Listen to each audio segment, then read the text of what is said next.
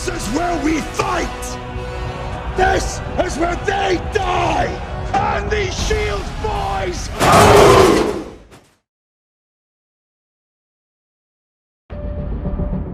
Maligayang pagbabalik sa aking channel. Welcome at salamat sa iyong muling panonood. Ngunit bago tayo magsimula, kung bago ka pa lamang sa aking channel, baka naman pwede mong pindutin ang subscribe button at notification bell upang lagi kang updated sa aking mga bagong video.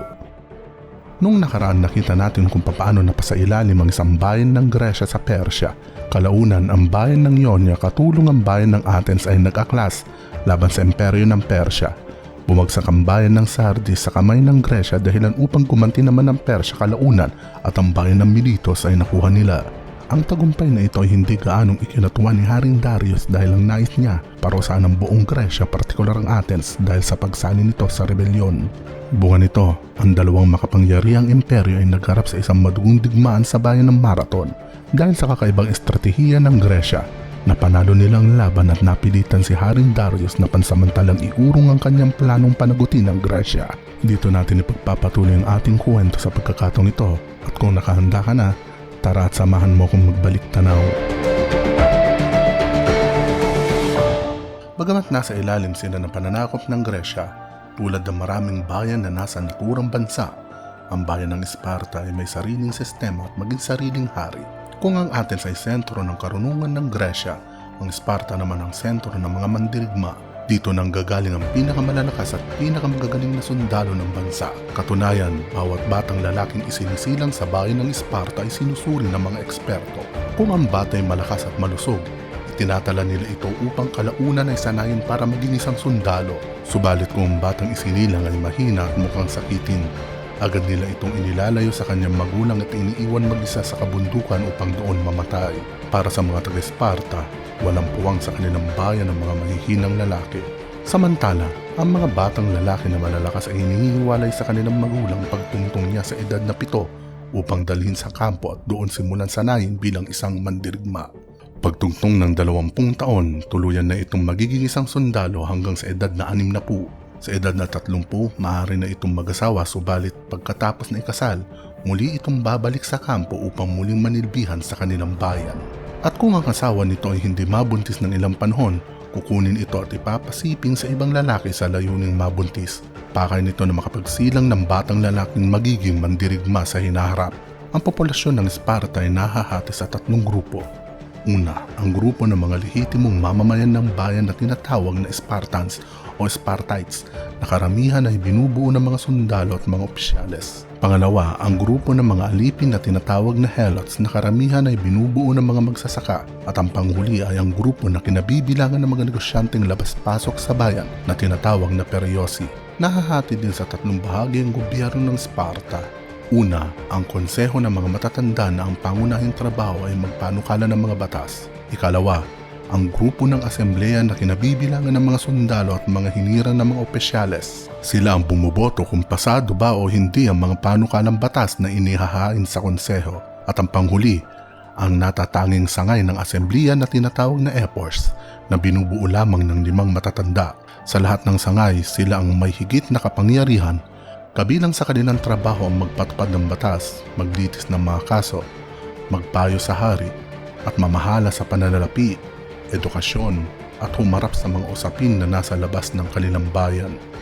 Noong 560 BC, ang Sparta ay pinamumunuan ni Haring Anaxandridas II. Noong mga panahong iyon, ang kanyang asawa ay hindi magkaanak. Bagay na isang malaking problema dahil walang hahaliling lalaki sa tronong sakaling mamatay ang hari. Kaya naman, ipinalukala ng miyembro ng Epos kay Haring Anaxandridas na hiwalayan nitong kanyang asawa at mag-asawa ng iba na may kakayahang magbuntis. Agad itong tinutulan ng hari dahil labis niyang mahal ang kanyang asawa. Subalit sa paglipas pa ng mga panahon, bunga ng paulit-ulit na udyok ng Epos, pumayag siyang magkaroon ng ikalawang asawa subalit sa kondisyong mananatili pa rin siya sa piling ng kanyang asawa. Kalaunan, ang napili niyang ikalawang asawa ay nagdalang tao at nagsilang ng isang lalaki na pinangalanan nilang Cleomenes. Subalit hindi nagtagal, ang unang asawa ni Haring Anaxandridas ay nagdalang tao rin at nagsilang ng isang lalaki na pinangalanan nilang Dorios. Sa paglaon pa ng panahon, taong 540 BC, Muling nagsilang na lalaking sanggol ang unang asawa ng hari na pinangalanan naman nilang Leonidas. Gaya ng pinagdadaanan na lahat ng batang lalaking isinisilang sa kanilang bayan, sinuri ng isang dalubhasa ang batang Leonidas at nang makitang malusog ito, itinara rin ito upang maging isang sundalo balang araw.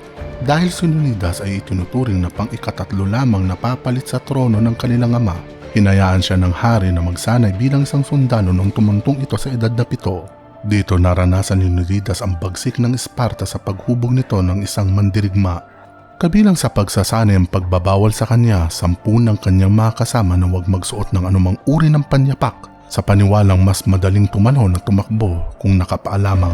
Bawat taon, binibigyan lamang sila ng isang kasuotan na tanging iyon lamang ang kanilang isinusuot araw-araw.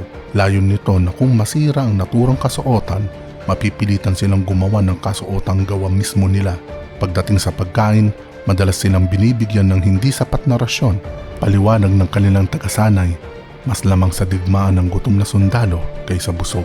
Maliban sa pagpapalakas sa pisikal na aspeto, tinuturuan din silang magbasa at magsulat, umawit, gumawa ng tula at kanta at iba pa, maaaring humasa sa kanilang kaisipan. Sa ganito hinubog si Leonidas bilang isang mandirigma. Pakalipas ang ilang panahon na pangasawa niya si Gorgo, ang kaisa-isang anak ng kanyang kapatid na si Cleomenes. Taong 520 BC, si Haring Anaxandridas ay pumanaw at dahil si Cleomenes ang unang lalaking anak ng hari, siya at ang nagngangalang Demaratus ang pumalit sa naiwan nitong trono. Sa mga panahong iyon, ang Sparta ay nagkakaroon ng 2 hari sa parehong pagkakataon. Hindi sang-ayon dito ang isa nilang kapatid na si Dorius. Paniwala niya, siya ang dapat maging hari ng Sparta. At dahil doon, nilisan niya ang sinilangan niyang bayan at nagtungo sa Afrika upang doon subukan magtatag ng isang kolonya, subalit siya'y nabigo. Paglipas ng panahon, nagtungo naman siya sa Sicily upang doon muling magplano ng isang kolonya, subalit tulad ng dati, siya'y nabigo hanggang siya ay napas lang sa naturang lugar. Sa patuloy na pag-usad ng panahon, si Haring Cleomenes ay naging abala sa iba't ibang digmaan. Kabilang narito ang labanang kinasangkutan noon ng kanyang bayan laban sa bayan ng Athens dahil sa layuning patalsikin si Hippias, ang malupit na namumuno sa lungsod. Dahil sa pansariling layunin, nagplano rin si Haring Cleomenes na patalsikil sa pwesto ang kasama niyang hari na si Haring Demaratus. Subalit ang plano niyang iyon ay nabunyag at dahil doon, ang pamunuan ng Sparta ay nagpasyang ipatapon siya sa ibang lugar. Ngunit dahil si Haring Cleomenes ay hindi marunong sumuko, nagtipon siya ng mga mandirigma sa layuning bawiin ang kanyang trono. Nakaabot ito sa kaalaman ng mga namumuno sa bayan ng Sparta at upang maiwasan ang isang napipintong digmaang sibil, pinayagan siya na muling bumalik sa bayan. Ngunit si Leonidas na lubhang hindi masaya sa pamumuno ng kanyang kapatid ay nag-utos sa kanyang mga kasamang kawal na ikulong si Cleomenes. Makalipas ang ilang panahon, si Cleomenes ay nagpakamatay. Sa pagkakataong ito, si Leonidas ang agad naging hari ng Sparta at naatang sa kanyang balikat ang nakaambang digmaang papasukin ng kanilang bayan. Taong 480 BC, ang kasalukuyang hari ng Persya na si Xerxes I ay nagpasyang sakupin ng Gresya. Siya ang anak ng dating hari na si Darius. Sa pagpanaw ng kanyang ama, ipinangako niya na ipagpapatuloy niya ang pangarap ng dating hari na sakupin ng Gresya. At sa pagkakataong ito, titiyakin niyang hindi na sila mabibigo sa anumang paraan. 10 taon makalipas ang kabiguan na yun ng kanyang ama na sakupin ng Gresya, nakahanda na siya sa isang pananakop. Sinimulan niya ito sa pagpapadala ng mga tao sa Gresya na naghatid sa mga bayan-bayan ng isang mensahe, ang sumuko sa kanyang pamamahala o ang malipol sa digmaan.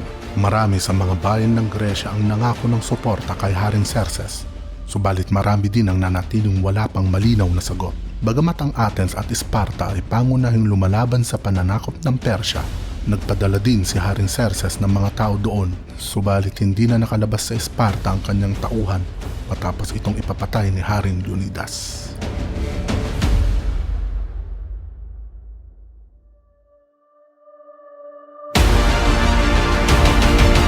Sa pamumuno ni Haring Xerxes, ang hukbo at ang armadang tinatayang may bilang na 300,000 ay umusad mula sa Dardanelles patungo sa mga puntirya nilang mga bayan.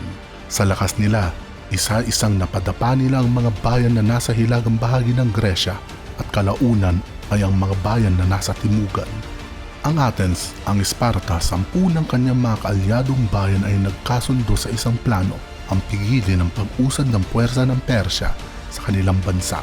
Ang labanan sa dagat ay pangungunahan ng Athens na may mga malalakas na barkong pandigma, samantalang ang Sparta kasamang ibang mga bayan ang bahala sa labanan sa lupa sa pangunguna ni Haring Leonidas. Marami ang mga mandirigma sa Sparta subalit pumili lamang si Haring Leonidas ng 300 pinakamagagaling sa kanyang kawal.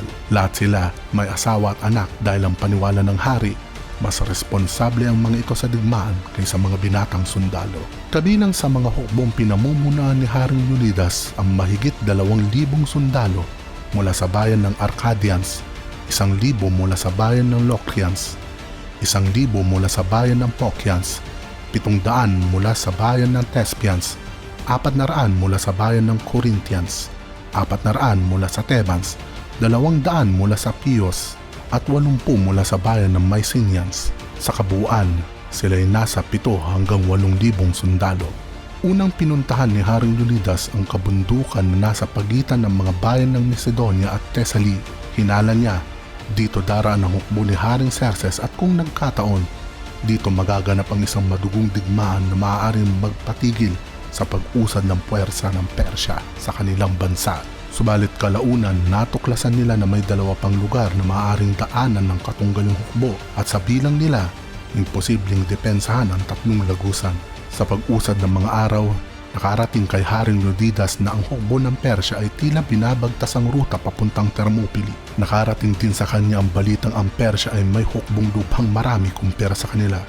Ang Thermopylae o ang lugar na tinatawag ding Hot Gates ay nasa 150 kilometro ng hilagang bahagi ng Athens. Isa ito sa maaaring daanan upang marating ang bayan ng Athens. May makitid itong daanan na nasa gilid ng mga bundok, samantalang sa baba ay matatanaw ang isang dagat. Para kay Leonidas, perpektong lugar ito upang mapigilan ang pag-usad ng hukbo ni Xerxes. Nang marating ng puwersa ng Gresya ang Thermopylae, agad silang nagtatag ng kampo. Pinatibay din nilang isang pader na magsisilbing karagdagan nilang depensa laban sa mga kalaban. Matapos ang mga iyon, si Haring Leonidas 10 ng kanyang mga kawal ay naghintay sa pagdating ng mga taga-Persya.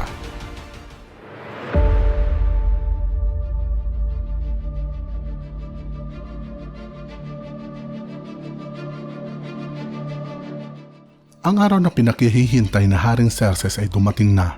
Sa wakas, narating na nila ang Thermopylae at gaya ng inaasahan niya, abot tanaw na niya ang puwersa ng Gresya. Matapos makapagtayo ng kampo, hindi agad lumusob ang Persya. Umaasa si Haring Xerxes na uurong sa laban ng Gresya kapag nakita ang kanilang puwersa. Katunayan, sa unang araw nila sa lugar, agad siyang nagpadala ng mensahero sa kampo ng Gresya upang sabihing sumuko na lamang ang mga ito. Subalit sinagot lamang ito ni Haring Leonidas ng pumunta kayo dito at kunin sila. Sa kabila ng sagot na iyon ni Leonidas, 4 na araw pa na naghintay si Xerxes sa pagsuko ng mga taga-Gresya, subalit ang mga ito ay nananatiling buo ang loob na humarap sa digmaan. Pagsapit ng ikalimang araw, dito na niya ipinasyang umatake.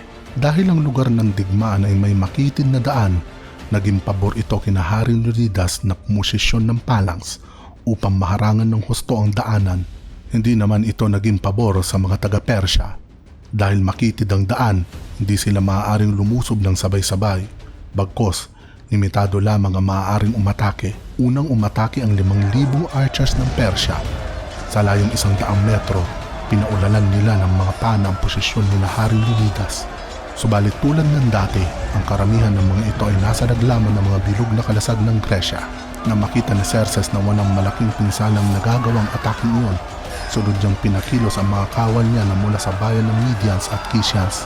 Dito nagsimulang malapitan at harapang labanan dahil ang hukbo ng Persya ay armado na mas maliliit na sibat at patalim at mahinang kalasag kumpara sa mga taga-Gresya. Mabilis silang nalupig ng hukbo ni Haring Leonidas. Nakadagdag din sa kahinaan ng hukbo ng Persya ang kasuotan nila na karamihan na yari sa leather, malayo sa kasuotan taglay ng mga taga-Gresya na nababalutan ng kalasag na yari sa tanso at copper.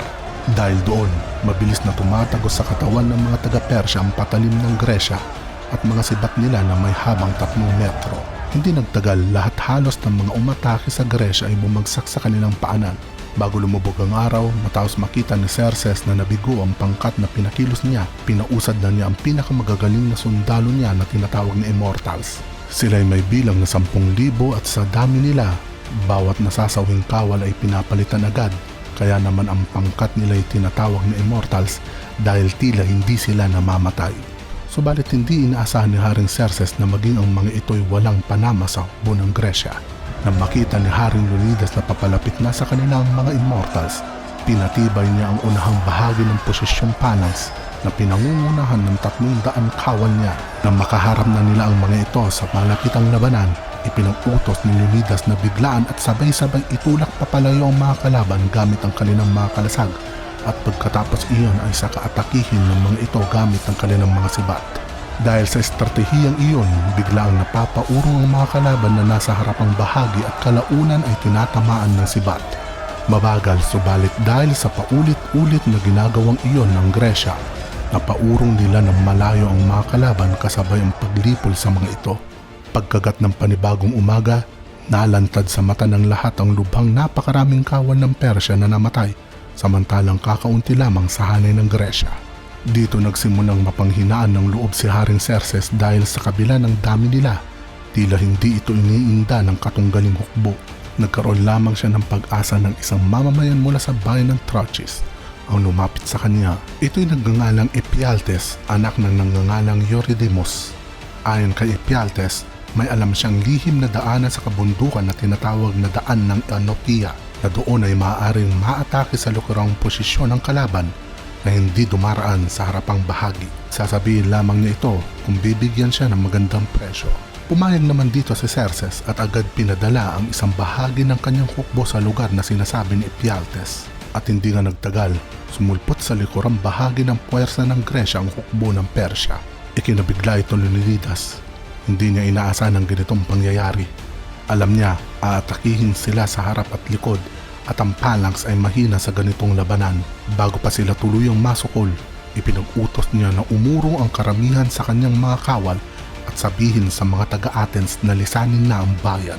Naiwan sa panig niya ang 300 niyang kawal at 700 mula sa bayan ng Typians at 400 mula sa bayan ng Thebans. Sa pagkakataong iyon, alam ni Haring Leonidas na magpapatuloy na lamang silang lalaban sa lugar na iyon, hindi upang manalo, kundi upang bigyan ng pagkakataon ng mga taga-Athens na lisanin ng kanilang bayan. Sa mga nalalabing sandali, si Leonidas kasama ang nalalabi niyang mga kawal ay ibinuhos ang lahat ng magagawa para sa labang iyon. Nakahanda silang ibigay ang lahat, maging ang kanilang mga buhay, para sa kanilang bansa, para sa minamahal nilang pamilya, para sa kanilang asawa, sa kanilang anak, at higit sa lahat, para sa malayang kinabukasan ng kanilang bansa. Gaya ng dapat asahan, sa paglipas ng mga sandali, unti-unti, isa-isang nabubuwal ang mga kawan ng Gresya.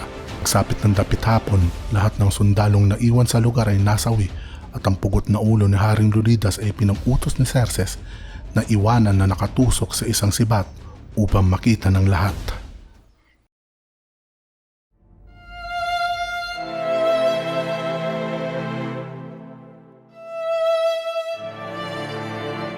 Maaaring masasabi na ang pangkat ni Haring Leonidas ay natalo sa labanan ngayon.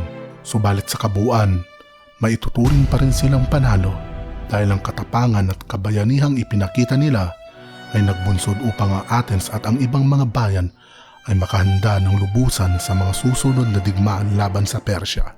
Dahil din doon, nagawa ni Haring Leonidas na pag-isahin ang mga bayan na dati ay hindi nagkakaisa. Isang pagkakaisa para sa isang layunin, ang makamit ang tunay na kalayaan laban sa pananakop ng dayuhan. Kalayaang tinatamasa pa rin nila magpahanggang ngayon.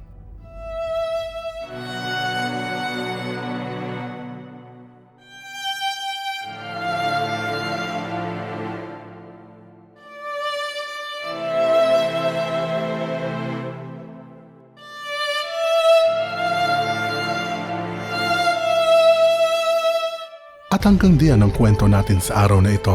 Umaasa akong nakapulutan ninyo ito ng karunungan at aral sa buhay. Hanggang sa muli.